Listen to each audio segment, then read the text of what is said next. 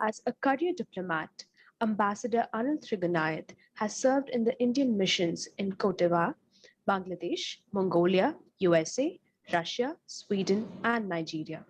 He served in Moscow as Deputy Chief of Mission in the rank of Ambassador. He was also India's ambassador to Libya, Jordan, and High Commissioner to Malta. He superannuated in 2016. He's a postgraduate in physics from the Agra Kumaon University and studied Russian history, culture, and language from the Jawaharlal Nehru University, New Delhi. As a visiting fellow, he conducted research work on WTO and regional trading blocs at the Oxford University. He is a regular contributor and commentator on foreign and economic policy and education and interfaith dialogue related issues. West Asia, Africa, and Russia, and managing India's interests in conflict zones are his special areas of interest. He is associated with several think tanks and chambers of commerce. He has published papers in books and periodicals. Ambassador Trigunayat is a distinguished fellow and head of West Asia Experts Group at the Vivekananda International Foundation, member of Governing Council, Raisina House, and USANAS Foundation, Indian Forum for Public Diplomacy, Future Billionaire International Network, and the India-Japan Foundation, visiting fellow and advisor at the Asian Institute of Diplomacy and International Affairs, and at Nepal Institute for International Cooperation and Engagement. He is also the secretary of Association of Indian Diplomats. Presently, Ambassador Trigunayat is the president of MIICCIA, Chamber of Commerce, Industry, and Agriculture. He recently joined the International Advisory Council of the Confederation of Indian Industries. He is also on the board of advisors of BRICS, Chamber of Commerce, and Asia Africa Chapter of Commerce, as well as honorary member International Trade Council, Brussels. Recently, he has joined the National Cooperatives Development Corporation as Advisor International and co-president of UDMRD. He is also a member of All India Management Association, DMA, Oxford Cambridge Society of India, and serves on the board of advisors at Peaceful Mind Foundation, as well as Confederation of Education Excellence in New Delhi. As a peace ambassador, Mr. Trigunayat is closely associated with the interfaith dialogue, peace, and harmony efforts in the society, especially through the Unity Dialogue and World Congress of Religions, Kazakhstan. Ambassador Trigunayat knows French, Russian, and Spanish languages. Welcome, sir. Thank you. We're fortunate to have two distinguished discussants for today's celebration. Welcome, sir. Welcome, ma'am. Dr. Omair Anas teaches international relations at Ankara Yıldırım Beyazıt University. He did his PhD and MPhil in West Asian Studies from Jawaharlal Nehru University, New Delhi, India. Prior to joining Ankara Yıldırım Beyazıt University in 2018, he was a research fellow at the Indian Council of World Affairs in New Delhi during 2015-2016. He was also visiting scholar at Free University, Berlin, Germany in 2012-2013. He has published chapters in many edited volumes and journals and for think tanks. He specializes in and teaches Northwestern international relations, India-Middle East relations, religion and politics, and Arab media culture. His commentaries have also appeared on Al Jazeera, Middle East Eye, Indian Express, First Post, and Daily Sabah. Ms. Nina Slama is a guest lecturer and teaching assistant at the Interdisciplinary Center, IDC, Herzliya. She holds an MA in International Relations from Bar Ilan University. Her thesis focuses on foreign policy turning points, India's Israel policy, 1948 to 2018. She also holds a BA in Government, Diplomacy and Strategy and a certificate in European Studies from IDC, Herzliya. Her areas of interest and research are international relations, India's politics and foreign policy, India-Israel relations, Israel's foreign policy, and European Union. She's fluent in English, French, and Hebrew. We look forward to learning from our distinguished speaker and eminent panelists. And we look forward to an enriching deliberation. With that, I invite Dr. Simi Mehta, CEO and Editorial Director, IMPRI New Delhi, and the moderator of today's session to take over. Welcome, ma'am. Good evening, and thank you, Ritika, for leading us into the discussion. And I would also like to point out here that we'd also be having a friend of ours, a former USAID employee and Fulbright scholar from Afghanistan who is currently living in the United States, Mr. Naveed Naeem. And he would be providing some perspectives on the current Afghan situation, the first-hand perspectives. So with that, we all know how volatile the situation in the West Asian region has been, and it has been volatile for quite some time, and the instability continues. The countries have really weathered different kinds of regimes and also aspirations also for democratic systems and international sanctions, civil wars, extremism, sectarianism, and also violence of incredible proportions. So what are the challenges? What are the current scenarios? And how India is preparing its Act West policy, because we all know that we have an Act East policy. What is it? What are the contours of it, and how are we going to see it unfold in the future? To discuss this, I would now directly invite Ambassador Anil Trigunayat for his special lecture. So we are so grateful that you could spare your time from your schedule and be able to do this. Over to you, sir. Yeah, thank you so much, Dr. Mehta, for this very kind invitation, and also to our friend, Dr. Arjun Kumar, for arranging this interaction by the IMPRI. And it is indeed an honor to be with you all, and hopefully we'll be able to discuss more intricate issues that are challenging all of us, especially in the West Asian geography, which is extremely crucial and critical for us. I'm also very happy to see that our friends, Dr. Nina Slama and Dr. Omair Anas, are here with us. And so I will look forward to their interventions as well. They are very well-known experts in their own rights, and we look forward to hearing their commentary as well. Now, in fact, I must start with something. Last week, I think I was in a strategic discussion in a group of some of the distinguished members, and they asked me, why should we worry about it? What happens, for example, in Iran, Israel, or Saudi Arabia, or for that matter in that countries? If they're fighting with one another, let it be. Why should we? So much concern about these. Now, my answer was very simple, that just because it is in our own national interest, and every foreign policy's primary objective is to serve its national interest. So I'll try to explore the horizons of that very premise when we discuss further. In my view, we can look at the regional and bilateral relationships in a historical context, in a transactional engagement, and evolution of the relationships into a strategic imperative. While there will always be a certain matrix of competition, cooperation, and conflict. And we also know that no relationship is perfect, as they are driven by national interests, geopolitics, and realpolitik at any given time. Ours is also no exception. And in the context of West Asia, you could also deliberate certain additions. And that is, apart from the context of geopolitics of oil, maritime security, and now the Indo-Pacific, as Western Indian Ocean forms an integral contours of India's understanding of the Indo-Pacific. But let me dwell a little bit, as Dr. Simi mentioned, that this is also a region where we have probably, it is the most complex and dynamic, but at the same time, a lot of uncertainty. And consequently, we have several hotspots. Some are nearly a century old, others have been decades old. Some are driven by competition and influence. Others are driven by religio-political rivalries.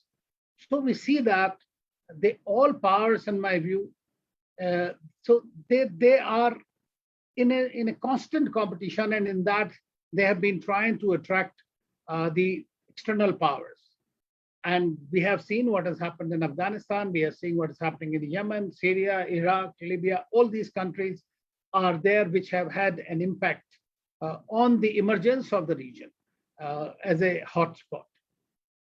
We have also seen that, like, there is a demise of hyperpowers, superpowers as a cycle of empires in a circular manner. So we have also seen the big powers of the 60s, 70s, 80s, like Egypt, Iraq, and Syria. They have gone through a major churn. They have declined and relegated broadly to the background. And we witness also the emergence of oil-rich Persian Gulf countries, Israel and Turkey, and the militarizing of their foreign policy. We have seen that the Arab Spring has brought down several well-entrenched leaders for decades, like Gaddafi, like Mubarak and Ben Ali, and I was in Libya when Gaddafi was brought down. And we have seen the emergence of a huge flux of terrorist activities and terrorist groups, pursuant to, in my view, after the US intervention in Iraq. And of course, wherever there has been an external intervention, the outfall has always been related to some kind of a continuous stream of terrorism. So that's something that is continuing. And I personally feel that the invasion of Iraq was possibly the most disastrous action taken by Western powers. Because one more thing that many countries always say, and it is a factual thing, that in several of these countries at that time, even though they were acting like Libya, Gaddafi was supporting terrorist activities elsewhere. So were many other Gulf countries as well. This has been their way of exercising the political influence or religious influence in that sense. But some of these leaders, I would say, whether it was Saddam Hussein, no saint, Gaddafi, not a saint at all, Mubarak or Ben Ali, but they were able to contain the extremist strands in the society to a great extent. And to that extent, you can call their policies as somewhat secular. So that departure created a tremendous instability and rise of the radical ideologies and havens of terrorist groups, of which is not only the headache for 21st century, but which for us, particularly in India, has become a very major challenge for the last 4 decades. In fact, I must just add, right now, when we are looking at Afghanistan, only yesterday, when so many people died because of the ISIS Khorasan action, or for that matter, the presence of Al-Qaeda and others, we have seen that how the big powers have been not pushing the right lever in order to contain these crises, or being so naive in order to be taken for granted by, let's say, Pakistan, which has the handle on everybody. And they were able to play up both. And from India's perspective also, this has been a very important. So what we saw is, in my view, the 2 major events in the past decade or so can be seen as really watershed events. One was, of course, the Arab Spring, the 1.0, which as I mentioned about briefly. And second is the Abraham Accords. Both these events have far-reaching impact on the issues and the evolution of the new dynamic equations, the strategic equations in the region and outside. Apart from that, we have also seen, we have to look at, in my view, there are today 4 or 5 actors who really are calling many shots, I would say. For example, Saudi Arabia, Iran, Israel, Turkey, and then you have some ambitious ones like the UAE and Qatar. They are behaving like middle powers. They are playing Cupid in many aspects, whether it was in Afghanistan, for example, for Qatar. And so they are enhancing their diplomatic and military outreach.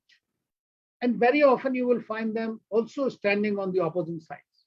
And then you have countries like Oman and Kuwait, which are trying to become sane ones and trying to diffuse the crisis, especially within the GCC. So we see that GCC also has become an evolution by itself in terms of its foreign policy objective, which have become far more assertive with the oil wealth that they had achieved. But then in the meantime, the pandemic has hit everyone and all the economies have gone for a toss. So we are seeing that although the West Asia sits over geographical and strategic center of the world, but it also possesses about 40% of the hydrocarbons, energy resources. No doubt they are limited. They are also fungible resources. I mean, Saudi Arabia says had about 70, 80 years of this. So that's why we are seeing because of the compulsions caused by Arab Spring, by their own demands of the young population, that we are seeing the economic reforms, socio-economic reforms taking place in these countries. Some of them are also moving towards some political reforms. So whether it is Vision 2030 or some other programs branching out from the hydrocarbon-based economies to more renewable-based economies or towards more high-tech economies. So I think that these countries, especially UAE, Qatar and Saudi Arabia, are very well entrenched into these new kind of movement, which is of global geostrategic significance. Now, in this one, we also know that while the global trading routes pass, and we have heard about the choke points between Iran and others, and now the Red Sea has become more important for Saudi Arabia to find alternate. So we are looking at that all these countries are trying to work on various alternative dimensions in order to move forward their own interest and to provide an alternative in the region.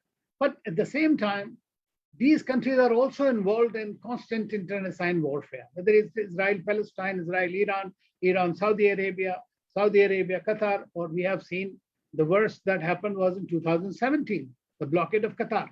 But we have also seen that how a tiny country, which is very rich, of course, has emerged as one of the major negotiators and stakeholder for the big powers like the United States and others in the region when it comes to Afghanistan or between the US and Iran relations.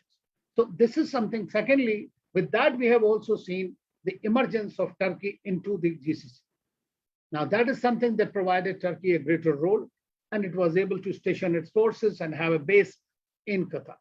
Now, that is something they don't like. But fortunately, right now, what we are seeing, of course, Arab Spring 2.0 is going around in Lebanon, Algeria, Sudan, and elsewhere. And Tunisia has been the latest casualty of it. What we are looking at is that these countries, the Gulf countries, are also moving towards strategizing in the maritime domain. That is another thing that they're becoming very strong because of the Iranian perspective that they have. So we see that they are all working on these kind of new ways or the metrics of cooperation and with each other. But the good thing that recently I have observed is that when they see that the Americans are really not too keen to continue with the same kind of vehemence that they were earlier present here, because USA itself has become a major oil and gas exporter. So what they have done is they're basically now looking at the other countries, where they're looking at China, they're looking at Russia, and Russia has become another major power after the Syrian this thing. And China, of course, in its BRI context and its strategic context, under the radar of the American security umbrella, it has really very well entrenched itself within the Middle East. And in my view, that is going to be India's biggest challenge. Today, it has relationships from Iran to Israel. It has relationships from Saudi Arabia to Sudan, all the countries everywhere, whether it's North Africa or Africa proper. So we see in West Asia and North Africa that Chinese influence is increasing tremendously. One more factor I would like to say is, as far as India's relations are concerned with the region, it has mostly been predicated for many, many years, not on our historic and civilizational ties per se, but on the factor of Pakistan being very close to them. And we allowed that strategic space in the beginning to Pakistan on the Islamic card, because even though we are the second largest Muslim population after 1971, when Pakistan was divided into Bangladesh and Pakistan itself, India has got the 200 million nearly Muslim population. And that is a factor that we have not been able to project properly. And that has provided the OIC is a story I'm sure many of you know who are studying international politics, that when India was present there in 1969 in Rabat in Morocco, and the Pakistani president pleaded with the King of Jordan, King of Morocco, and King of Saudi Arabia, that how will he show his face when he goes back to if India was on the same table. And therefore, India was requested to withdraw its claims. And India, they wanted to give observer status, which we refused, and we came back.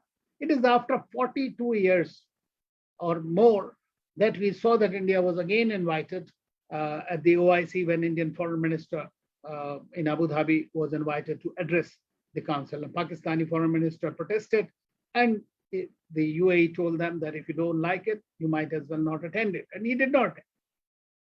Then India also had to reach out to Afghanistan. In order to do that, we had to develop strategic ports in Chabahar, the facilities and connectivity both to Central Asia as well as to Europe through this, and to attend to Afghanistan during that. So that became India's very strategic hub in Iran.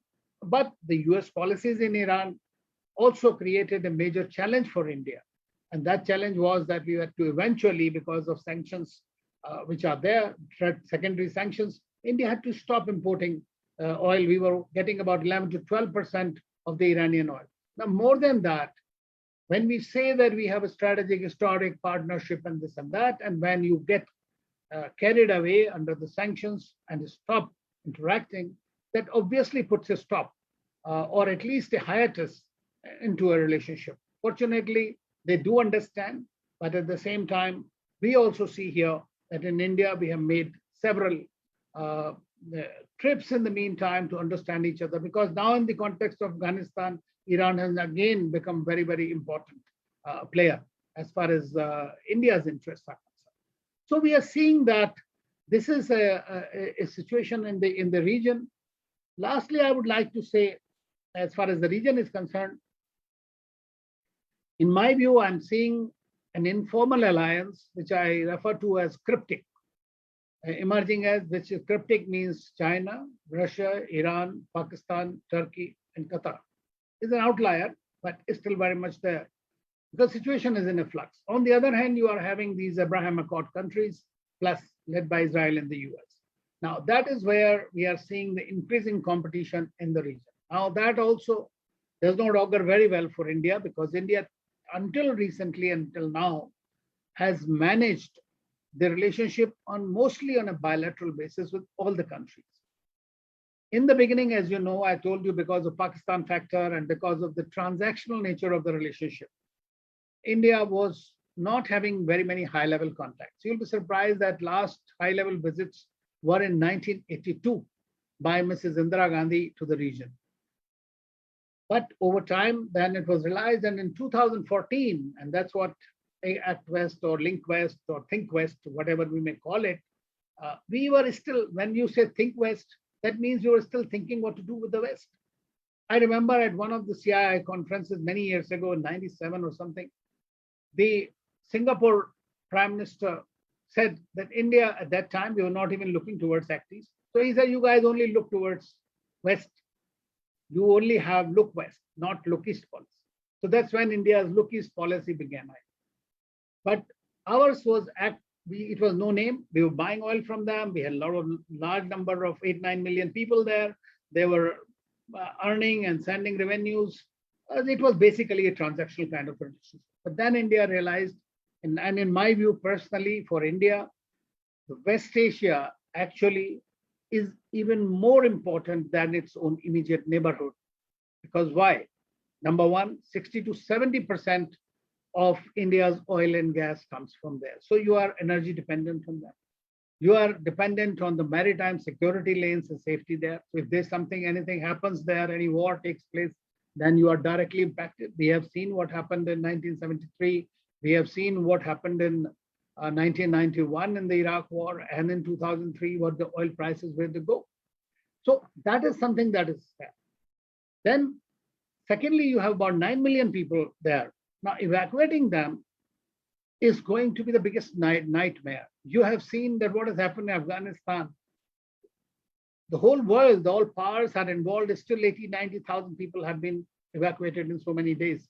And India, we haven't got about 565 people as per this statement yesterday. If you were to look at 8 million people or something happens there, how are you going to manage that? We have seen during the pandemic, for months, we had these Vande Bharat flights, and how many people, 500,000 odd people, we were to evacuate them. Now that becomes a domestic political issue as well, because these people want to go back. And so you have to continuously work with the Gulf countries so that these people can go back. But their economies are also under stress. Many of these countries are drawing on their reserves. So we have to look at it from that perspective at all given times. It causes problem for us in other ways as well. For example, food security, which is not talked about much. India imports the largest quantities of phosphates, or virtually 90% of their phosphate production or phosphoric acid, from Jordan, Morocco, from Egypt and Tunisia and other countries. But these are the main, so for fertilizers, for the agricultural economy, these countries play a tremendous role. So it is extremely important from our perspective, even in that. So then the strategic aspect dimension to it, because what happened is when Prime Minister Modi took over, I can share it with you, and our friends from Nina is there. When he took over, and I was ambassador to Jordan, I was told that most of the Arab countries are very anxious that India will now move away from the Arab world and will only look at its relationship with Israel, because Prime Minister Modi obviously has very good personal relations with Prime Minister Netanyahu, and Israel has been very heavily invested in Gujarat when he was the chief minister there.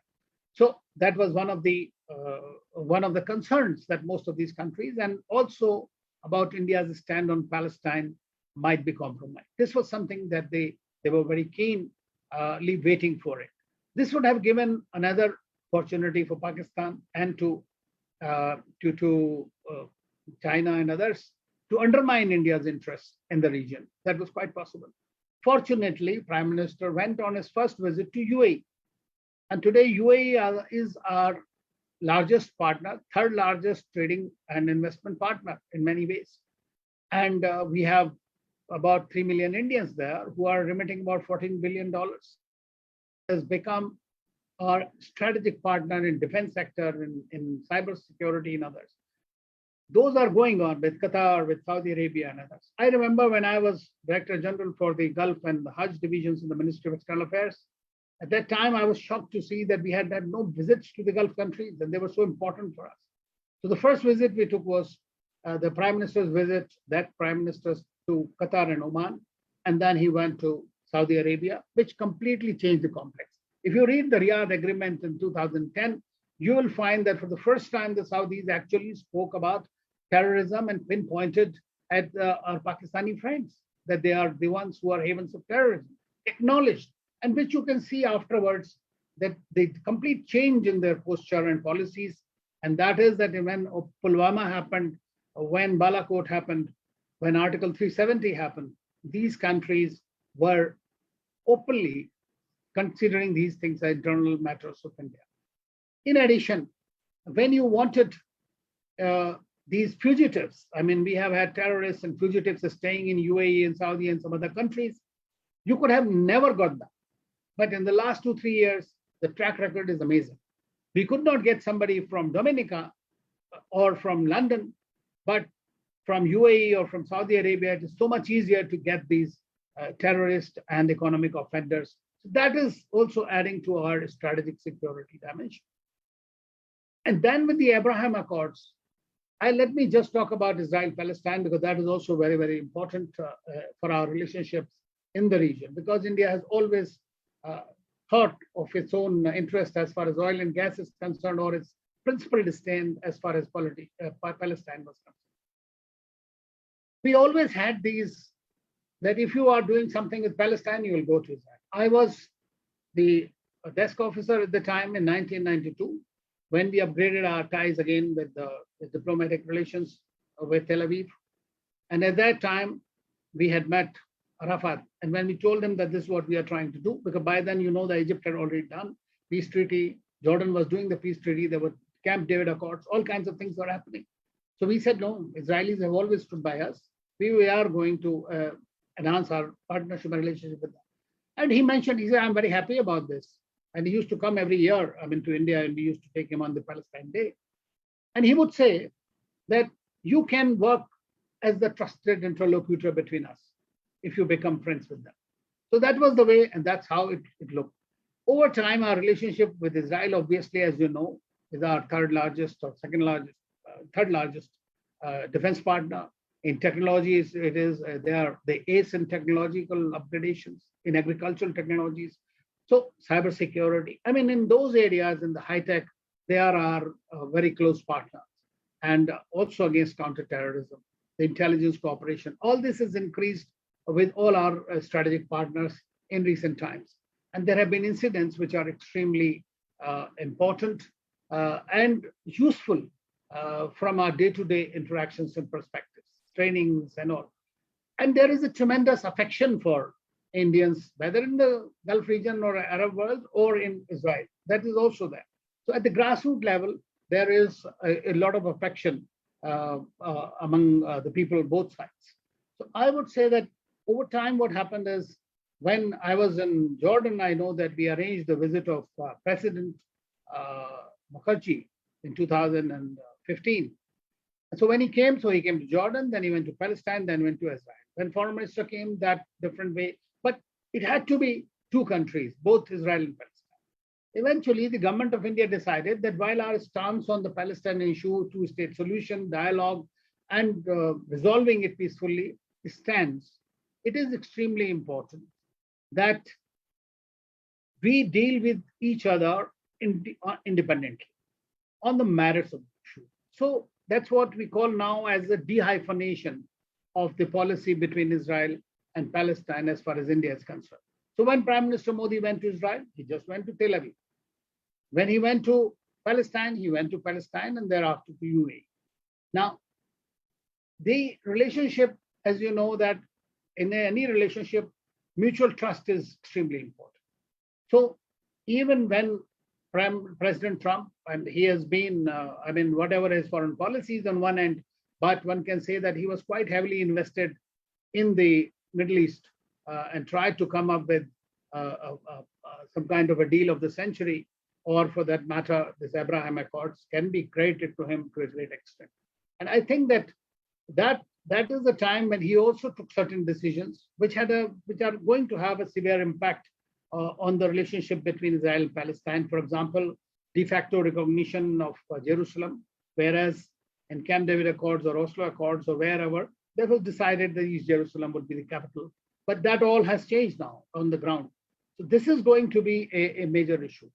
Similarly, I would say that while the Palestinians also expected India, and they said that India can play another time, Abbas said that India can play a more constructive role, because at that time, they were not having any faith in Quartet or in the US leadership. They thought that they were being shortchanged once again by the US leadership in that sense, because Trump had taken several other decisions like stopping aid to UNRWA and to close down their mission and all that. But with the arrival of Biden, I think that a lot of things have changed. Now we know that as we talk, that Prime Minister Naftali Bennett is going to be, or is there in Washington, DC, and discussing. But with the departure of Prime Minister Netanyahu, I think that overall complex of local politics between these two countries has changed, because Hamas is another factor there. And we have seen that what happens between them. If the Palestinians remain divided, it'll be very difficult for them to negotiate any kind of a peace agreement in future. But at the same time, this is an issue which needs to be resolved. And if it is not resolved, it will remain a festering wound, both for this, and it will also have some kind of an indirect impact on the further expansion of Abraham Accords in that sense of the term, according to my personal opinion. One more country we must talk about, and our friend Dr. Anas is here, is about emergence of Turkey as a regional player, as a player which is trying to be provide leadership to the Islamic world. And it is often said that President Erdogan does have certain Ottomanic ambitions. He has very successfully used his, I would say, militarizing the foreign policy in the interventionist domain, whether it is in Libya, whether it is in Eastern Mediterranean or in Syria. So that is quite successful in that sense of the term. But good thing that we are seeing also is, and it makes a good reason for us to be happy about, is we are seeing that Saudi Arabia and Iran are talking. We are seeing that UAE and Qatar are talking yesterday. We are seeing that the blockade that was of Qatar was taken off in Al-Ula, and now most of these countries are once again coming on board. We are seeing that relationship between UAE and Israel and Morocco and Bahrain and Sudan is really enhancing very fast on a fast track. We are seeing that Oman and Iraq and some other countries are trying to diffuse the Yemen crisis. We are hoping that with the departure of most of the foreign forces, Libya will be able to hold its December 24th election deadline. Now, all these are great opportunities for India. Syria, if it stabilizes to some extent, reconstruction of Syria is going to be a very big opportunity for India. The biggest challenge in all this for India, in my view, is number one is terrorism. You see, the terrorism acts like a syndicate wherever they are. And the ISIS and others, when they were moved out of from Iraq and from Syria, they have moved into Afghanistan, they have moved into Libya, they have moved into Syria, into several other places. And in all these conflict zones, because they are the ready receivers of these ideological extremist groups, which destabilize the regimes there and destabilize the world. And they work like in sync with one another and sustain and support. And there are many studies which have shown their connectivity with them. So I find that from India's perspective, second, so radical ideologies is one of the worst. I must say that despite the ISIS appeal, ISIS trying, Al-Qaeda trying, India, even though it's the largest Muslim population, second largest Muslim population in the world, has had very few radicalized youth who went to Syria or to fight with the Americans or others. So that is a good thing, but we can't be complacent. We have to be careful, watchful all the time as far as these terrorist ideologies are concerned. Secondly, for India's economic growth, it is extremely important that our hydrocarbon supplies remain on track. There is no disruption there. And the investments, like for example, Saudis had agreed to invest about $100 billion in India. The UAE, $75 billion into strategic reserves, into refineries, into infrastructure, into the markets, into other areas. Then we can also have an opportunity of working with them in third countries.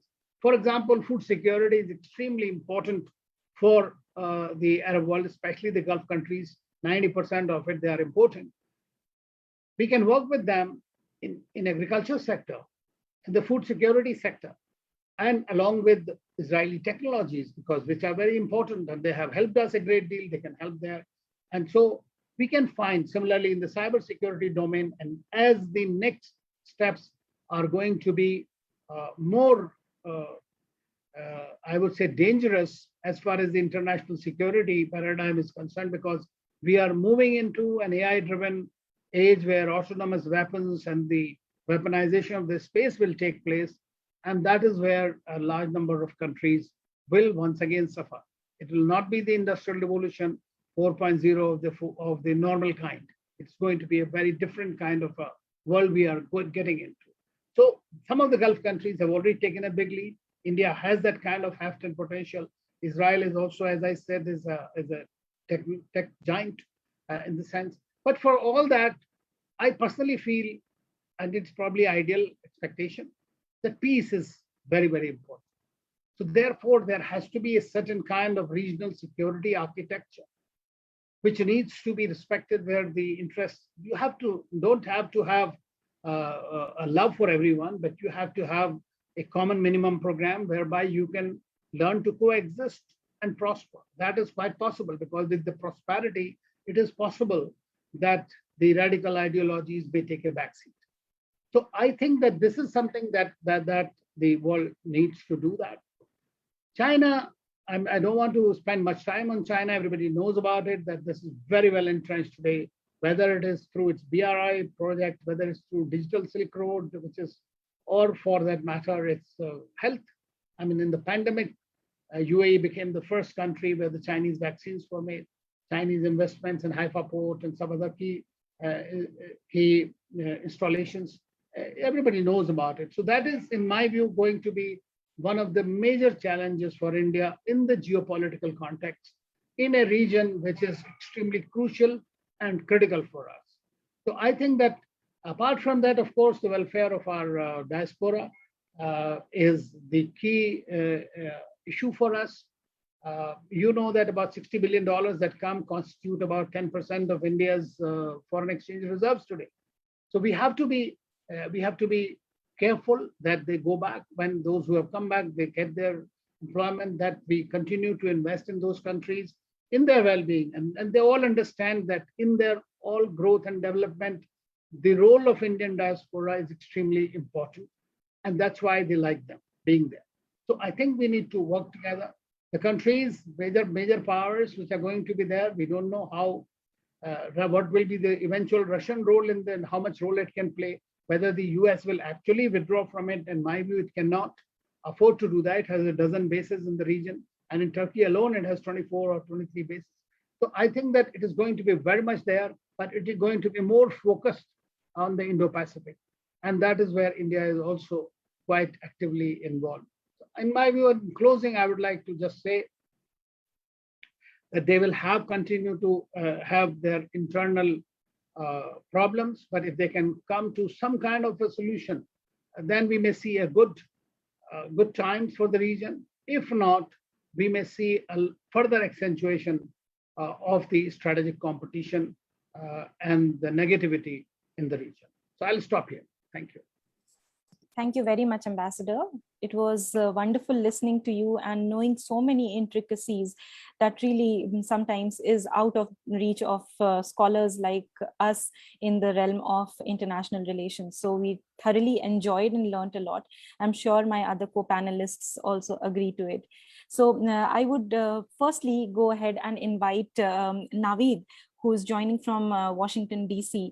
And I would request you, Naveed, to share your perspectives to start with on the Afghan situation and your views on how do you expect India's responses should be, and if you have any questions for Ambassador Anil Trigunayat. Over to you, Naveed.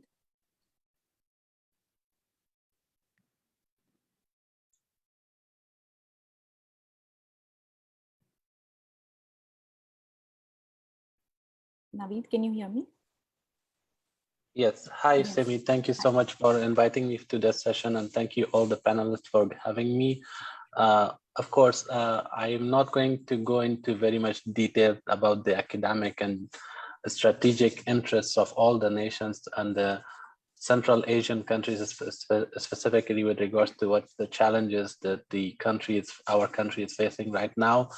But I, as a resident or as a citizen of Afghanistan at the moment, is just trying to say this, that the Afghanistan situation has gone from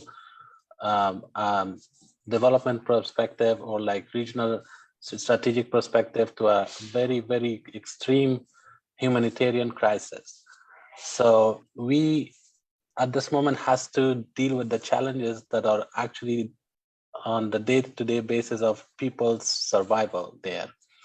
We cannot go back and say at this time that whose fault it is, how this happened, and what should have gone right or wrong. But at this time, we need to go forward and find a way to make sure that whoever is running the shots in Afghanistan right now, or whoever is involved or in the leadership position, has to agree to a certain respect for the human life and allow people to be freely given the opportunity to decide their fate, whether they want to stay, whether they want to leave, or whether they want to do whatever they want instead of being forced to accept ideas or ideologies that are against their values and their backgrounds. So coming up with India's perspective, as I would like to really much focus this narrowly towards India, because this is all about India's role in the region. And as the ambassador said, it is always related to the national interest of each country, however they play a role in the region or internationally. Of course, it is in the India's interest to very closely follow this situation that's happening in Afghanistan, because there are a few reasons. First of all, terrorism is a big challenge for the region, as the ambassador said. And having the history of Taliban and going back to they are started as a terrorist organization. And their main ideology is to disperse terror and rule. And they don't believe in any humanitarian laws, international laws. They're not bound to any kind of treaties, or they're not even considering any involvement of international community, even though if it's UN. So that is something that we need to consider. And there is no Taliban 2.2, or there's no good Talib or bad Talib. The ideology is the same. Even if they started in 1996, they started with that ideology, and still they're doing the same thing. So with regards to India, I would say that the first thing that India can do is, because India is currently chairing the United Nations Security Council, that is a big role that India can play. And that will help India in every aspect of this situation to push forward their wants and whatever is in the interest of the region, to force to kind of like put pressure on the international community not to recognize or give legitimacy to this regime. So whatever is happening, it has to be a very close dialogue with the international community to make sure that before legitimizing this regime, or before giving any recognition to this regime, we make sure that the basic human rights are met, or they should be accountable for their actions, what's happening now, and what will happen in the future, or in the short term or in the long term. The other important aspect that I can see is that India should also accept this bitter truth, or this fact that Pakistan has won the strategic interest in Afghanistan. And this is a big blow to both India and also to the region, because Pakistan's ideology was to support these extremists, push their agenda. And that is something that India has to consider going forward with any policies or any relationship building with several countries with regard to what's happening in Afghanistan. And thirdly, that I think at this moment is India should take a very strategic or leadership role in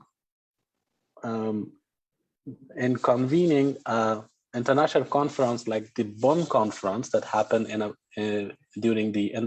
after the collapse of Taliban, and that in that conference, India should be playing a major role in involving all stakeholders, including the international community, including the minorities from the country, including all the political influencers from the country, to make sure that whatever government or whatever future structure of the government will be in Afghanistan has to comply with the international standards. And that's it for me right now. And I would be really happy if you have any questions later. Thank you, Naveed. Thank you so much. Yes.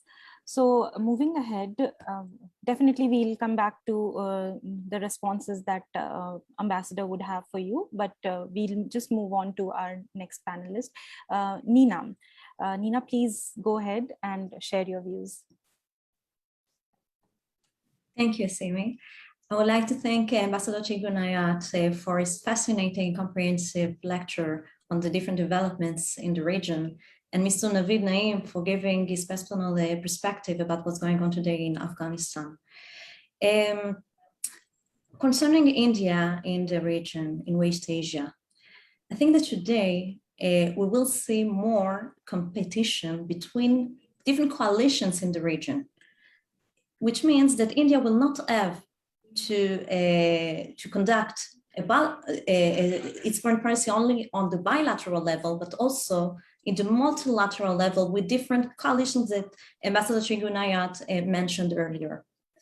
I think that the Abraham Accords are an opportunity to India to enhance its relations with Israel, the UAE, Saudi Arabia, Bahrain, and other partners who are facing the same threats in the region. And I think that the most important issue, as you all mentioned, is radicalism. This is the main source of problem for political crisis, the economic crisis, the social crisis that all these countries in the region are facing today. And these countries have to sit together and think about ways to combat radical Islam in West Asia.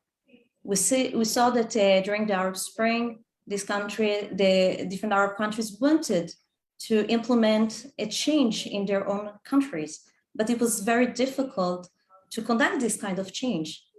It is true that in Tunisia there are some they succeed in reforming the government and to lead to a regime change, but still they're confronting with economic and security challenges, which can very much challenge and lead to a failure of all their successes during the Arab Spring.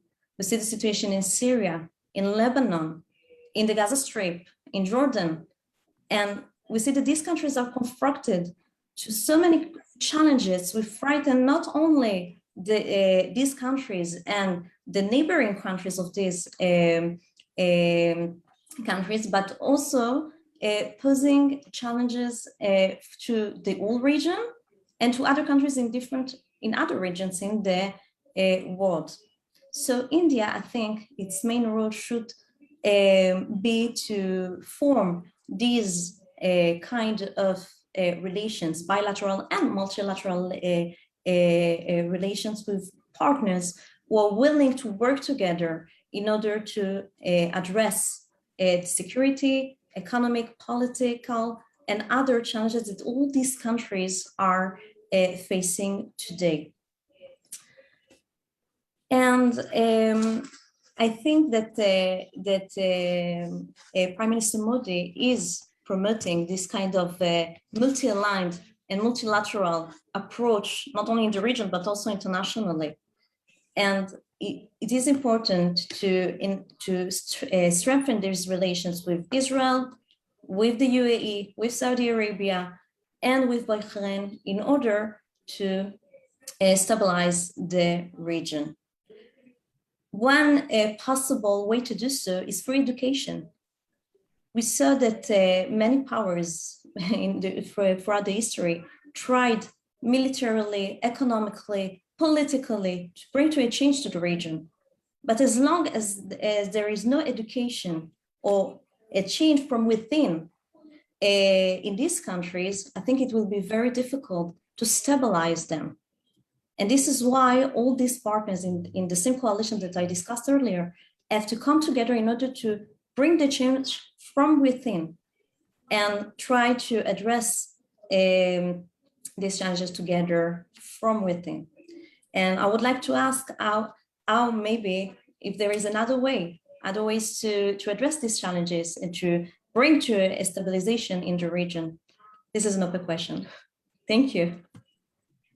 True, very true. Thank you so much, Nina. I now go to Dr. Omair Anas. Over to you, sir.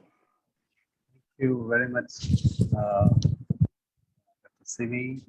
And thank you very much, Mr. Anil, for your wonderful presentation. And it is always an honor and always an enriching experience to listen an ambassador, especially who has served in West Asia, in any West Asian country, because you have to listen them as a student, the direct experiences which they have immense in their diaries.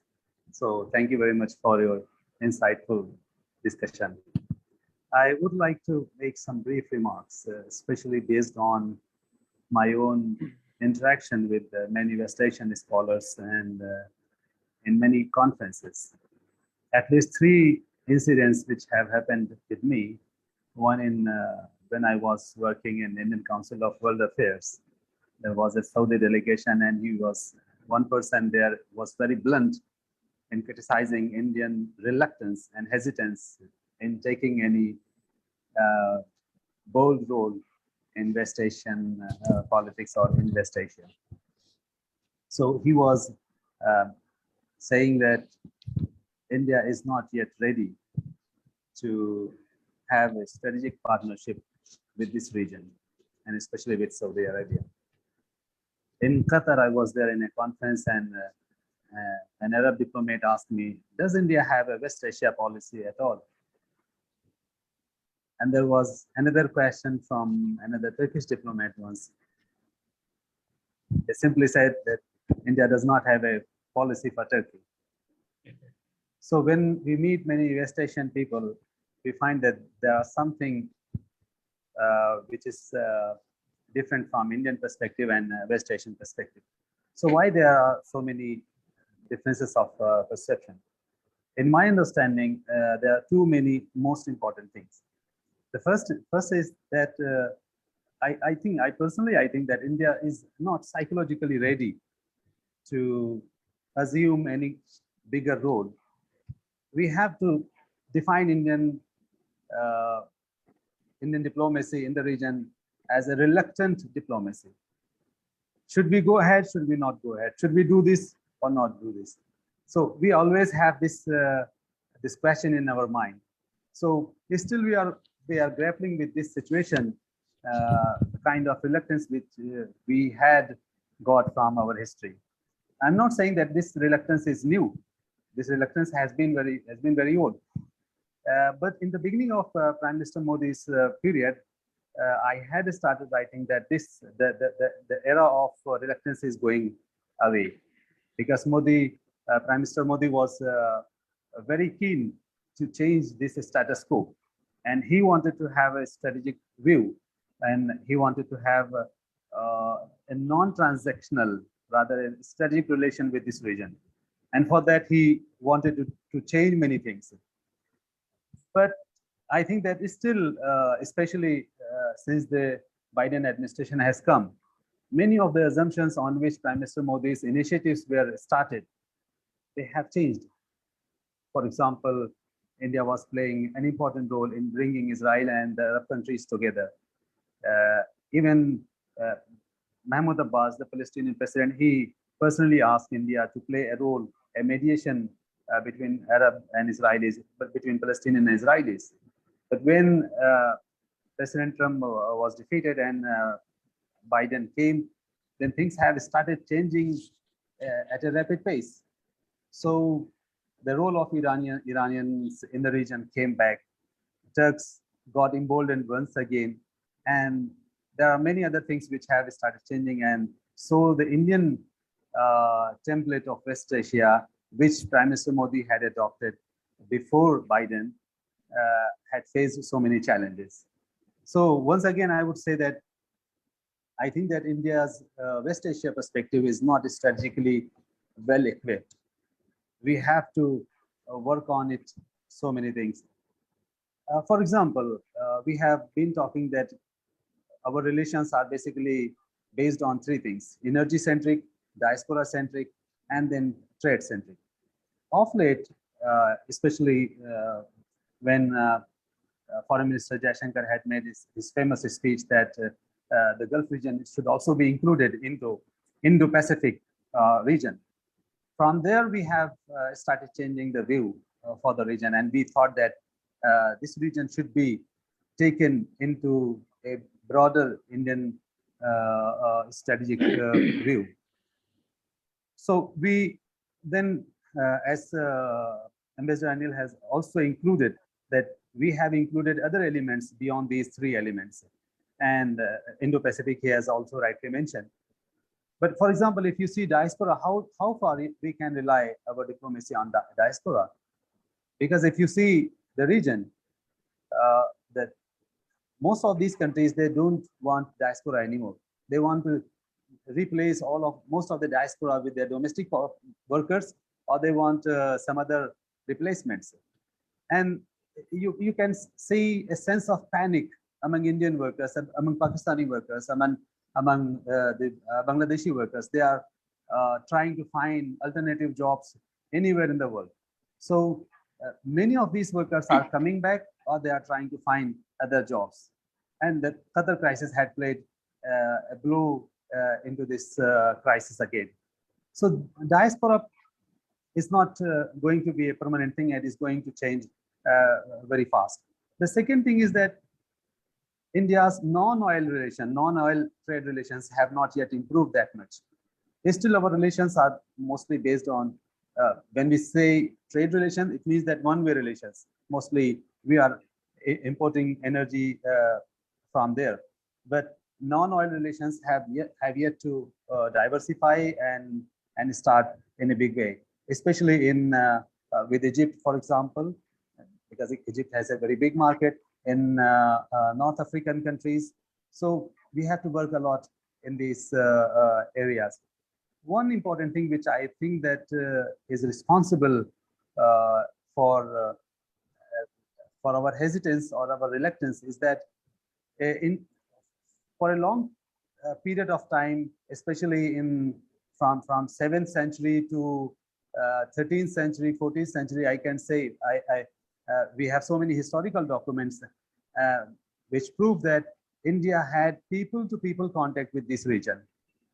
If you see the Buddhist text and Sanskrit text were translated into Arabic back in 7th and 8th and 9th century in Baghdad. Panchatantra was translated back in 8th century. Today it is taught in all Arabic universities. Kalila Dimna, we know the name of this book, Kalila Dimna, which is the Arabic translation of Panchatantra.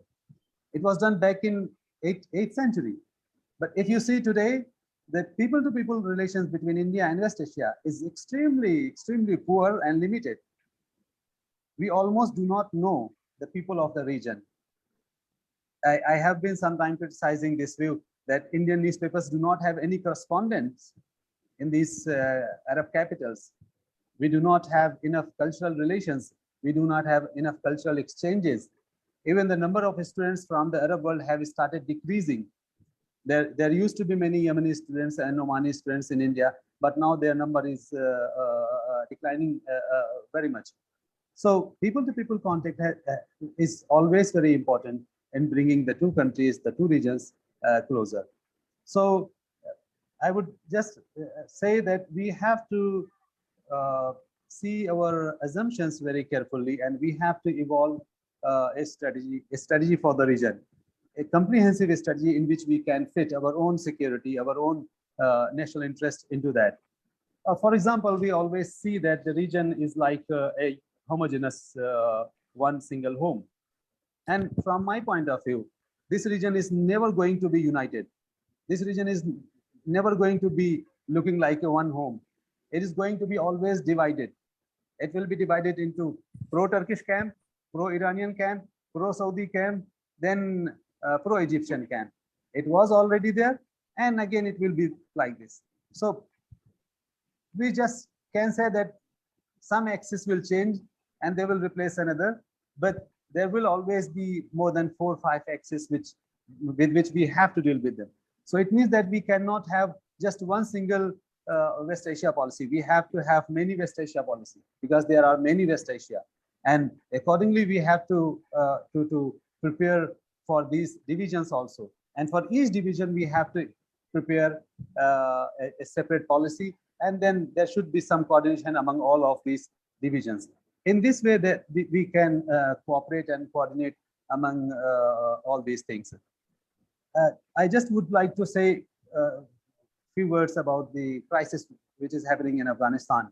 And I must say that the crisis in Afghanistan is going to have big implication for India and its West Asia policy also, because earlier Saudis and UAE were the first country who had supported the Taliban regime. Whether Saudi Arabia and UAE and other countries are going to have same relations with the Taliban, whether we are prepared for some confident relations with Saudi Arabia and UAE on this issue. So the Afghan crisis is going to shape many things, and for that we have to increase our relations with Iranians also, and with Turkey, of course. We cannot avoid Turkey. Sometimes we see that, I should say, Pakistan is, of course, a very important country, but we should not judge all the countries based on Pakistan. Each country has its own relations with Pakistan. Saudi Arabia was having an excellent relation with Pakistan, but gradually it changed. Its terms and conditions with Pakistan has now completely changed. So Pakistan centricism should not be applied in universal way. We have to apply this thing country to country. So Pakistan centricism should not dictate our West Asia view, and especially in case of the Gulf countries. And to some extent, I would also say that there is a need that we should look Turkey from beyond Pakistan centricism. Turkey is trying to change its status in the region, not only in West Asia, but also in Central Asia, in South Asia. So an emergent Turkey, which is going to come into our region, in just our neighborhood, how we are going to deal with that very assertive power. And we have to be prepared with them for that. And we have to communicate with them. We have to talk with them on many issues. So I think that staying away or denying these changes in West Asia, I think that we are not going to evolve a very effective West Asia policy. I must say that the first phase of Prime Minister Modi was extremely successful in bringing the change which India needed. But I should blame the American politics, which is playing an important role in undoing many of the gains which Prime Minister Modi's first term had gained. So I would stop here, and thank you very much for having me here. Thank you so much, Anas. Wonderful listening to you and your views. Absolutely, it aligns with what the extempore that any JNUite is expected to provide. So thank you so much. So I would now request Ambassador Anil Trigunayat to respond to the discussants' remarks. Well, something good here is that at least 4 of us are from JNU. Right. So that is a good thing. Well, there have been fabulous comments, I must say, from Naveed, Dr. Nina, and Dr. Anas on many issues, and I broadly agree with nearly everything that has been said. And I have been myself a votary of a more proactive policy, a divergent policy, because as was said, West Asia, we may say Act West or whatever it is.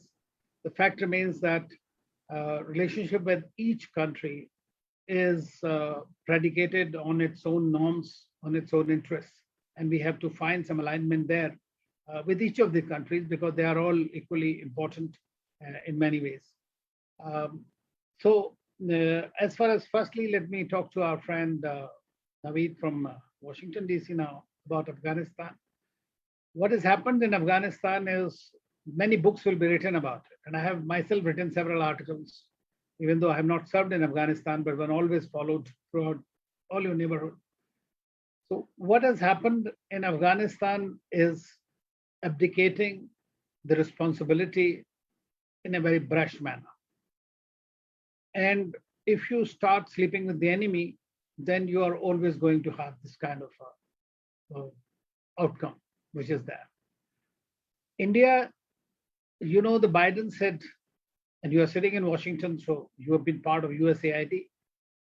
When a president of a country says that we were never in Afghanistan for nation building, it decimates your simple argument that you want human rights for women, you want human rights for XYZ, because you were there merely for chasing some terrorists and the groups. And in the end, and there was a very interesting social media quote that after 20 years, $1 trillion, 4,000 soldiers, 60,000 Afghan dead, USA transitioned from Taliban to Taliban. You know, that is something that shows. And when they were negotiating these in Doha, and I must say that probably India was the only country that did follow what you mentioned yourself, that there is not a good Taliban or bad Taliban. We always thought Taliban were Afghans, but they also have the same mistakes in the country, but provided within certain contours of the constitution or the basically what we call as humanitarian or considerations or human rights, but they have very different philosophy. They're trying to project a different face. And I feel even if they are right in that sense, and probably the Americans have read them correctly, if it is true, then a great onus lies on them to prove that there is no difference between their words and deeds. These are early days, no doubt. And in a war-like situation, it is very easy to judge. We can have very quick media commentaries which make very good headlines, but that is not the reality in that sense. If Taliban indeed wants to improve its relations, its legitimacy from the international community, and if it says that it is not allowing terrorism from its territory, it's a very good news.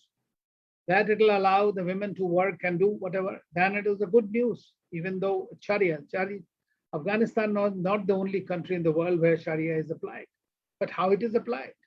So those are the things that are going to be, the world has to hold the new government to certain accountability. And that is what will be. What India is doing today, as you mentioned, we are in the UN Security Council. Fortunately, this month we were chairing the sessions. Afghanistan, we have had 2 meetings which India called for. And in both the meetings, the red lines that the world expects Taliban or the new government to respect have been underscored very much. The immediate priority for India was, of course, the evacuation of its citizens like everybody else, because you don't want to put your people in the harm's way. When there is a war zone, I have evacuated a large number of people from Afghanistan, from Libya and several other places, so I know how it is. Here it is only 565. We evacuated 18,000, and Iraq we evacuated 170,000. It's a Herculean task for anybody, any country from that matter. But it does not mean we are abdicating Afghan, because we are more concerned about Afghan people. We have a historic civilizational partnership, relationship, a connect. And Afghan people, especially the Pathans, were always treated as a gold standard of honesty in India forever. And so it's a kind of connectivity that cannot go away. What role can India play today? Of course, Pakistan is a major factor. It is a winner. And as was Dr. Anas also mentioned, that we have to acknowledge the fact it's true. But if Pakistan intends to play a positive role in the international domain, which it should, then it should at least try not to associate or support terrorism or use cross-border terrorism as its instrument of its foreign policy. I mean, that is something that is not me as an Indian diplomat telling you, but that has been the international, it has been recorded. So it is something that all the intelligence agencies have reported. And FATF or other things, you can see that how many groups are there which have been sanctioned by. So fine, today, but it is the onset of Taliban or the kind of groups that are whether ISIS-K or Al-Qaeda or that, they are also a danger for Pakistan because Pakistan is still comparatively has modernized over time. And if the Talibanization of Pakistani Awam, as they say, happens, you're going to have more problems, even though Imran Khan is called as Taliban Khan. Then you have Tehreek-e-Taliban Pakistan, which has its own idea of the world, the kind of Pakistan or India or they want to see. Then you have ISIS. I mean, we are seeing the fight and competition between Emirate and Caliphate. So that is something that is going to decide how Taliban is going to deal with them. Saying is very easy that we'll not allow terrorism from your. How are you going to control those people who have helped you in achieving this status? That's one.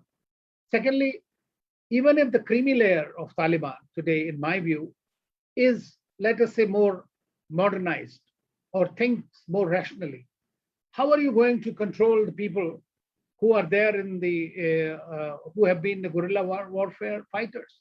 What is their thinking? Can you change it? And I'm happy that they acknowledge it.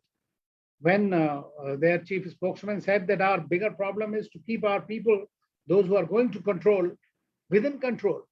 Now, that is something that is going to be a major challenge. Thirdly, 20 years, the people have expected something else. Americans sold a dream to them and then abdicated them.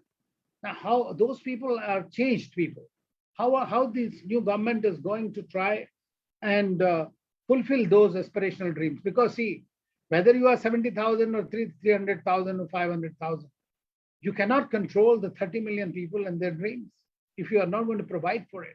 So you have to work for the financial inclusion, the governance inclusion.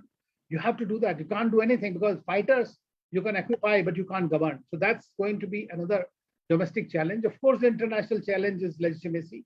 And that's where the international community, and I personally do not believe in sanctions, because the sanctions regime has nowhere been successful in the world. And it is not going to be successful. Instead, what will happen is what everybody is fearing. You will have an increased drug trade, you will have increased terrorism, arms trade, all kinds of illegal activities will begin in order for them to survive. So therefore, humanitarian assistance should be the first one. And I think from India's perspective, and I have been propagating this in my talks and others, that India must take upon itself to, whether under the United Nations aegis or bilaterally or otherwise, to provide the humanitarian assistance forthwith as soon as possible for the people, whether it is medicines, food. We were supplying wheat to them. Today, there is wheat flour shortages in the country. So that's what I say. And I want to tell you that India stands with the Afghans, and nobody is in a hurry to recognize the government till it actually happens. And if, as we see the composition of the council, 12-member council, in which you have Hamid Karzai, in which you have Abdullah, and some others will come in, and if it becomes some kind of an inclusive government, then I think they will be expecting the international community to support incrementally, even if not in one go. And I think that is a stage when you can do. I was happy to see the Taliban, because see, the thing with India's projects have been that they have been in all the 34 provinces. It has been across the breadth, whether $3 billion or no, that's not much. But at the same time that they have capacity building, high impact programs that have been done under very adverse circumstances. And Taliban acknowledges that no other country has given that kind of an assistance to them. So this is something they acknowledge at the grassroots level. And that's what is going to hold us together. And eventually, I think that the international community, including India, must continue to ask for certain accountability. And that is what, because see, anyway, whichever government comes to power, you'll have to deal with them. You can't just not deal with them. Afghanistan is too important for the region, and it cannot just be left to a certain some terrorist groups who can undermine the security of the region. So from that perspective, it's very important. I fully agree with Dr. Meena that something that has been lacking, and Dr. Anas also referred to that India's regional strategy or sub-regional strategy or subtext there has actually been missing. That is something it has not taken upon itself the role that the power should play. The thing is, I tell you that from 2008, when we started having these visits, there was a constant refrain that India is not doing enough. And as you rightly mentioned, the Pakistan factor really was the factor that was prohibiting our thinking to a great extent. And I can share with you, it happened with me in Jordan.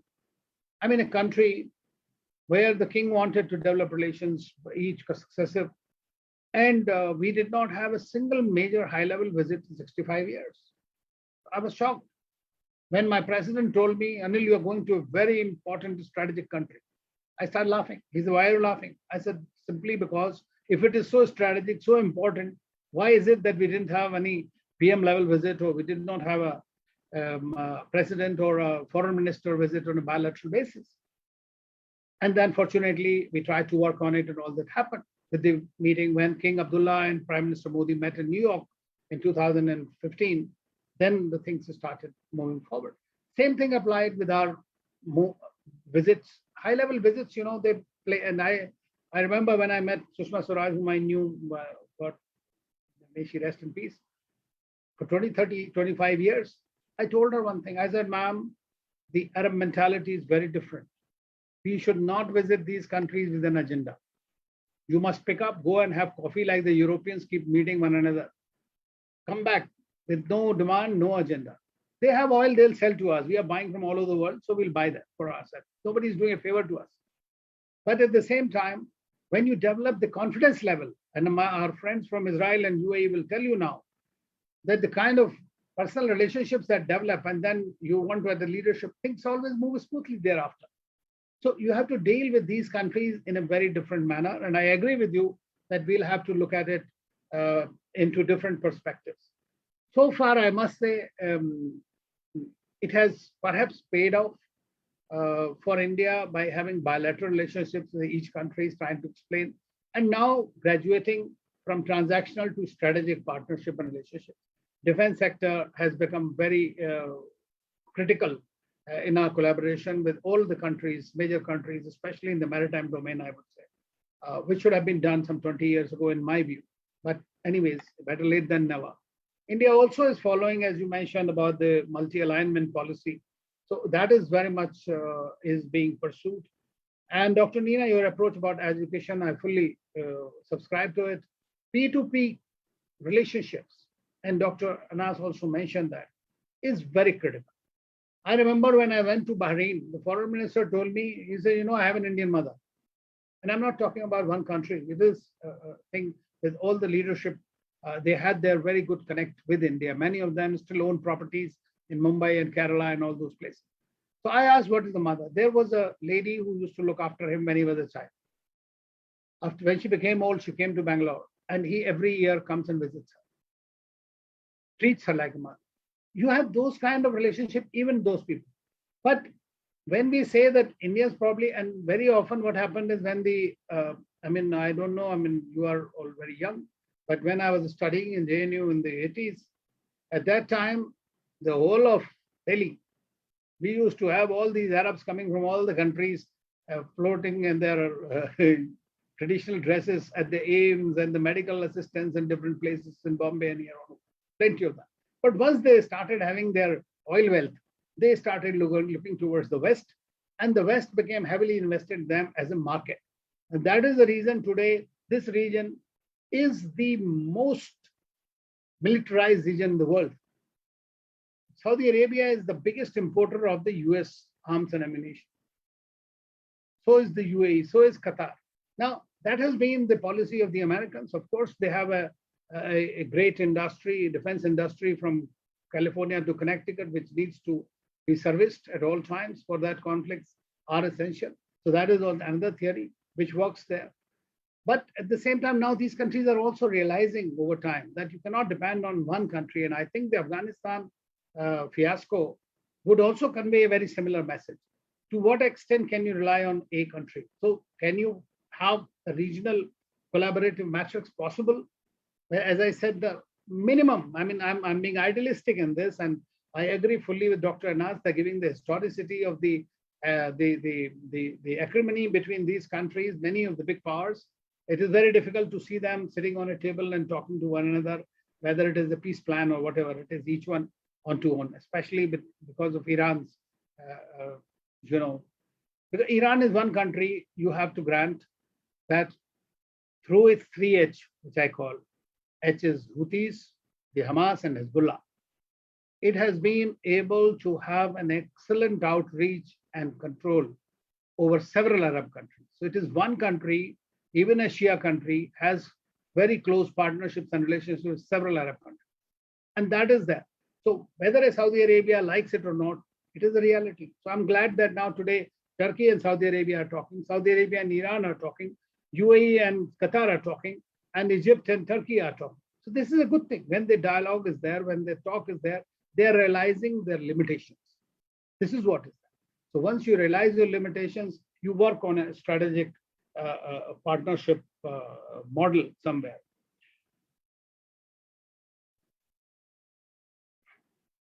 Well, diaspora not needed. I would not fully agree on that premise, because definitely they are trying, and there is Emiratization, there is Kuwaitization, Omanization, Saudization, or whatever it is, like providing jobs for their own people, and this will happen.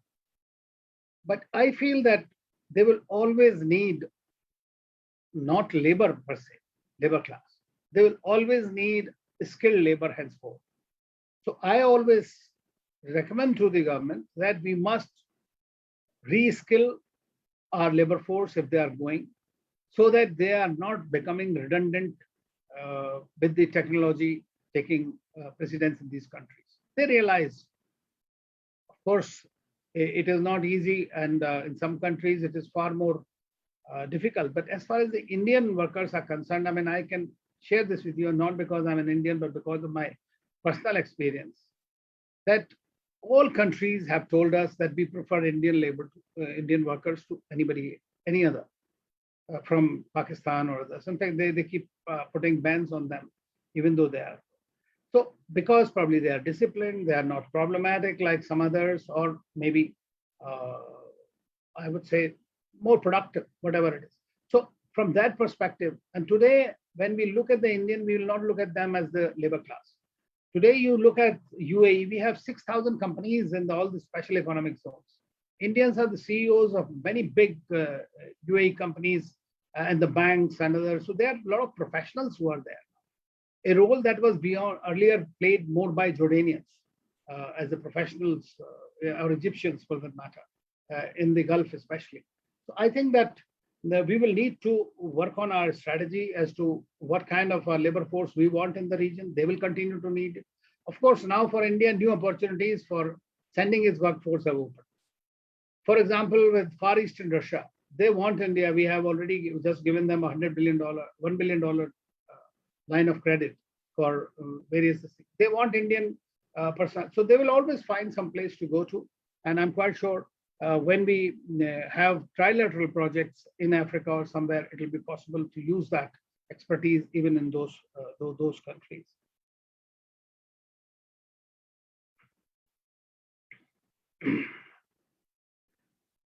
I also think that something that that India has so far, I would say, followed a policy which was like non-prescriptive, non-interventionist policy. We just do our bit and continue with that. But since the expectations in the region is increasing for India to play an increasingly larger role, because see, even if Iran, for example, signs a deal with China for $400 billion, it is a civilizational country that doesn't want to be held hostage to one power. It wants a balancing power to come in. And that is one reason that they also want India to play a bigger role, despite what happened due to the Trump era. So that is, they want to have some kind of a balance. Same thing applies to Saudi Arabia, UAE, and Israel. Of course, the special relationships apart. So I think that there is a great possibility for us to really make up. And for example, I would say that we don't have any special envoy on West Asia. If there is a problem, whether in Syria, Palestine, Israel, or in other places, if you have a person who can go talk to them and be seen to be doing something, you may not. We don't have the heft to resolve the big problems like Syria and Iraq or something like that. But if you are seen to be working for peace, then nobody is going to object to that. At least you become a good interlocutor. And I think that's where a role for India is very important. And I'm sure that this government is now thinking on those lines, because if I were to quote the External Affairs Minister, Dr. Jaishankar, who's a very good thinker, again from JNU, he mentioned that there will be costs of adventurism in foreign policy, and we must be ready to bear it. So any power, if you want to become a regional or big power or whatever it is, you have to accept the responsibilities and discharge them faithfully. Then only you can do. India cannot be seen to be a partner in crime with anyone. That is something it has avoided, and I'm sure it will avoid. What it will do is a facilitator of sorts. While its own economy is the third largest economy or whatever it is, it's going to grow. Competition with China will increase for India at every step of the way, more so in West Asia. And that is why I think that if we have to do something about it, we have already late, but if we can do something, we must do now, because there is a tremendous goodwill for India there.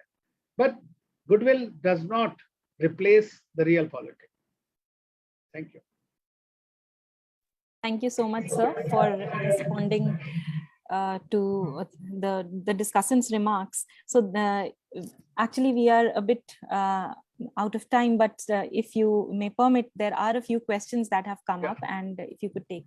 So I'll just put the audience questions first. This is by Professor Bharti Chibbar, who asks, what are your observations on the future of an Indo-Abrahamic alliance in terms of rising trade and military cooperation potential between India, Israel, and the UAE? Another question is by Professor Michael Barak, who asks, how do you perceive, sir, the rising influx of Afghan refugees, especially in the region like Iran, India, Pakistan? And I would like to add here my concerns as to America has consistently intervened in the Arab world and has often left without a resolution. How do you see as an Indian diplomat and an Indian observer? Further, Joe Biden has just said yesterday that they're going to hunt them down, and they're not going to forgive and forget and all those things after the unfortunate terror attacks yesterday. So on the one hand, they are they're actually time bound to get out by 31st August, but this means hunting them down. Does it mean that there would be more American boots on the ground? Thank you so much. The first question is about the Indo-Abrahamic Accord. I mentioned it in passing, that it has opened a new opportunity, because we have excellent strategic relations with Israel, especially in the high-tech area. UAE and Israel in the last 1 year or so have really upped their relationship to a new level. That is true. They've just opened the embassy. That's a different thing. But as such, the exchanges, the things that are going on very fast on both sides. I see it not an alliance. I don't see any alliance operating because, frankly, India somehow abhors that word alliance. We have only done an international solar alliance, which is there, or non-alignment movement or something like that, but not the alliances per se. But definitely, a framework within three of them can work together. And I'm saying not only among ourselves, three countries, but also in different continents. For example, in Africa, it'll be much more easier for us to work together in those countries. We can have joint investments, joint technology, joint defense projects. So that is quite possible. And I think that that will work reasonably successfully, in my view, to begin with, because bilaterally, we are already in sync on most of these projects and the potentials and the possibilities within these. So that has a good potential. And I think that there is thinking on these lines in all the three capitals. As far as question of Afghan refugees are concerned, I mean, that is going to be a very, Dr. Barag, major problem for the world. The problem is that because of the way everything happened, the people are desperate. For them, the only thing I would say landmark is how Taliban behaved 1996 to 2001. That is the gold standard for them to decide that what is their life going to be. That's why whoever can get out will get out. Secondly, I think that most of these Western countries who wanted to take the people who helped them get out they started announcing it, and that raised the hopes of the people. And yesterday, those 100 odd people who died because they refused to leave the premises or to wait. So I think that the way it has been handled is rather bad. And another thing is whether they will really be able to take everybody. They say help them or this, but they have taken out their own citizens, most of them. But after this yesterday's incident, I wonder that on this level it will continue.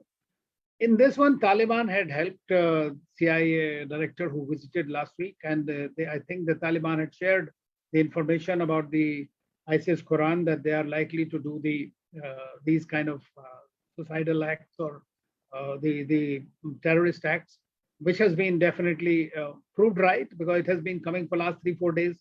There was credible information, but the fact that who is looking after today the security of Kabul? Security of Kabul is being looked after by Haqqani Network, and Haqqani Network views about these things. But Taliban is not a monolith. Taliban has about 8 or 9 factions in it, and all of them may have their different designs. Even the spiritual leader is one, or co-founder Mullah Baradar is another one. But we find that there are problems that are going to be faced by the more so. But the aspirations of Afghans cannot be met by evacuating. You can't take out 30 million people, 34 million, 38 million. You will take out a fraction of it. That is not going to serve the purpose. And in a situation like this, what happens is anybody, even if he was not connected, even if a Talibani had an opportunity, he'll like to run away and go to a greener pasture. So it is possible. So that's why there is a crisis situation created by hyping up the expectations of the people there, that we will take you out, we are the big power. So that is something. As far as you mentioned about hunting them down, I mean, you remember what Bush said, we will smoke them out. They have not been able to smoke out anybody. Where was Osama bin Laden, who's killing him? They take the great credit and a great success story. He has been in Abbottabad under the ISIS control. ISIS is your great partner. And in my view, and it was again, Dr. Anas also spoke about it, if Pakistan had been handled properly by the Americans, I mean, can you imagine the best intelligence, the best army in the world, the most technologically savvy army, cannot predict that the enemy can come into you within 6 days instead of 6 months. I mean, you're peddling that information to Indians, to everybody else, that we still have 3, 4 months, 5 months. It was an utter failure either of intelligence or of policy making. That is very clear. In that sense, I don't see that there is going to be anything. Frankly, if by 20 years being of the position, you could not decimate them completely and hand over it to the same people against whom you came to fight, I don't see. You might kill a couple of ISIS Khorasan, and they don't need outsiders because Taliban is going to kill them, some of them. Taliban has already killed one of the ISIS Khorasan's South Asia leader. When he was taken out of the jail, they executed him because they are fighting on this with one another on this turf battle that they have.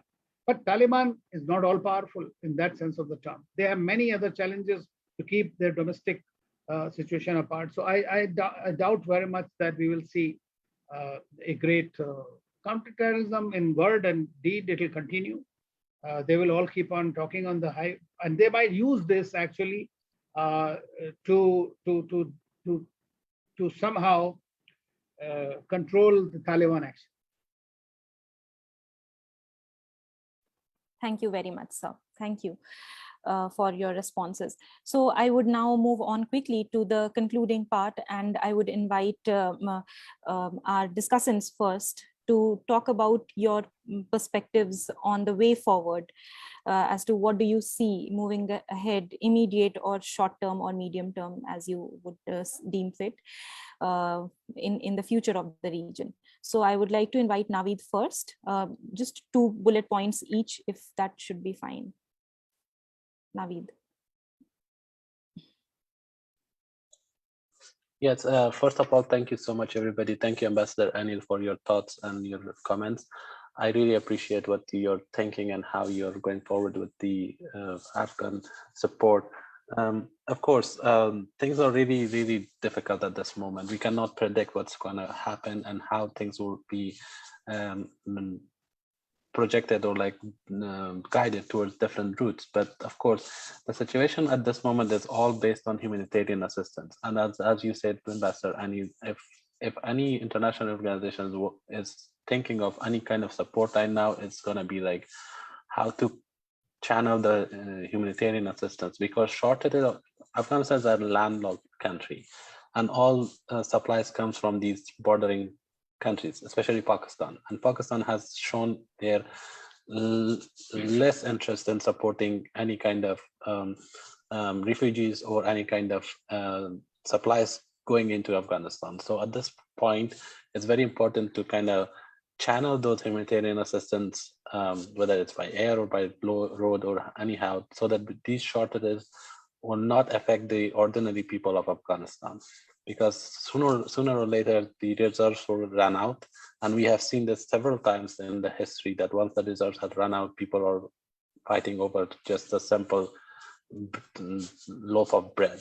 So this is a very important point. And the second point, I will always emphasize on this one, that if, as Ambassador said, that there's no different types of Taliban. So they're all thinking the same ideology, but even if like the elders or the leaders are projecting a different version of Taliban, the foot soldiers are still having the same ideology.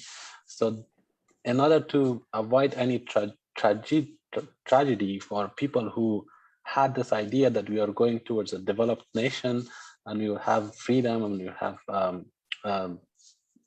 kind of like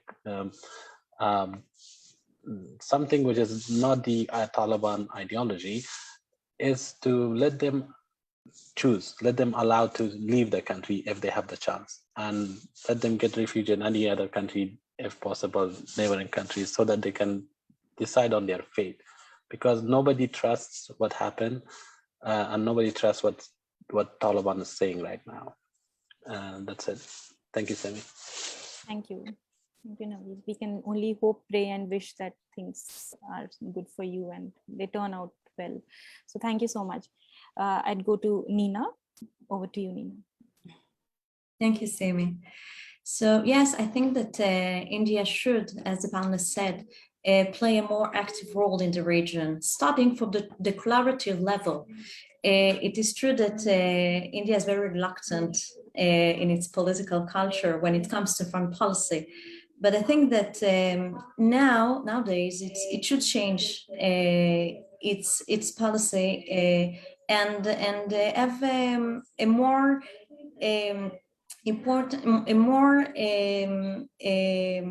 clear policy towards the West Asia on the declarative level. Afterwards, it should continue on the bilateral and multilateral levels that we discussed earlier.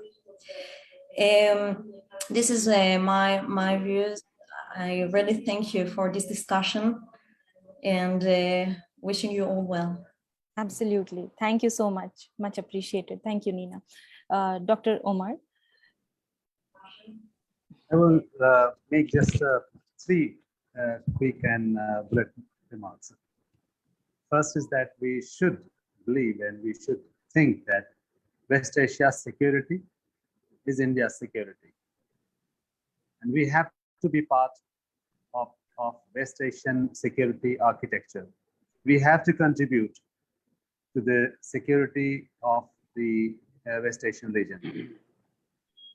Second, India's economic prosperity and India's overall power projection depends on how India is going to be part of West Asian region. So India must be part of overall political, cultural, and economic processes of West Asian region. By doing that, we can contribute both in West Asian region as well as in our own future. And last thing which I must say that India's West Asia policy and West Asia policy starts from Islamabad to Turkey and Iran and North Africa. The reason is that we cannot give this region to China on a platter. If we do not engage with this region, starting from Islamabad to Turkey to Iran to North Africa, the super active Chinese foreign policy security engagement is going to occupy most of the places and positions which India rightly deserves. So it means that we have to have not just active West Asia policy, I should say an active West Asia policy now. Thank you very much. Thank you so much. An active West Asia policy. Over to you, Ambassador, your concluding remarks. Well, I agree with everyone, whatever they have said. In my view, the policy which we call it Link West or Think West, it must truly become Act West. You know, we need to strategically think about the region. And as it is our extended neighborhood, whatever happens there impacts us or our well-being. So therefore, it is important that we have a multidimensional approach towards the region and sub-regional context there. Thank you. Thank you, sir. Thank you. Wonderful listening to all of you and interacting with you, knowing so much, learning so much. I'm sure everybody who has attended this and would also watch it later on YouTube and listen to our podcasts would agree to it. So thank you so much. We are indeed grateful. So I would now formally propose the vote of thanks on behalf of IMPRI Center for International Relations and Strategic Studies. This special lecture by Ambassador Anil Trigunayat. Sir, we are really grateful for your lecture on India's Act West policy, opportunities and challenges. Thank you for accepting our invitation at the outset and also providing so many insights. Thank you so much. And our discussants, Nina, Anas, Naveed, thank you, friends. It was really, really wonderful and wonderful listening to you, interacting with you and learning from you. And thank you, Professor Michael Barak. We really look forward to engaging with you. And to everybody who attended, I wish you all a very good evening, good day, and best wishes. Stay well. Thank you. Pleasure seeing all. Thank you very much. Thank you, sir. Stay safe. Thank you Take care. Thank you. Bye-bye. Dr. Anas, send me your email. Thank you so much, everybody. Thank you, Thank you. Naveed. All the Yes, best. sir. Sure, sir.